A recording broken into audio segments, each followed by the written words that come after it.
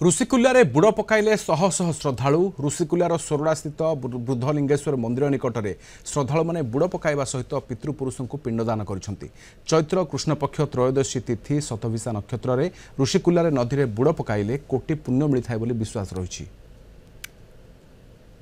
पूजा अर्चना करी आवाहन करा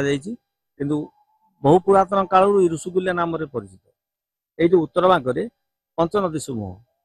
एपटे पद्मा जोरौ कर्तमा आउ ऋषिकुल्या बांथुली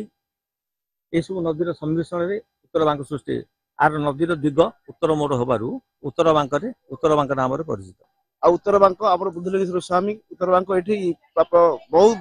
वर्ष वर्ष शह शह वर्ष पूर्व उत्तर बांक महाबारुणी स्नान पड़े तेणुक आम सोड़ अंचल बहुत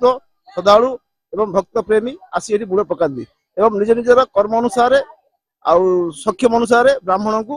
दान धर्म दे पुण्य अर्जन कर महाबारुणी कहते से 20 वर्ष भल बेलार पड़ी हाँ से आम आसलु बुड़ा पकड़ा 8टारू आसलु से गाधुआ पाधुआ सारिकी बालुका पूजा कलु पितृपुरुष को दान कलु पिंड दान कलु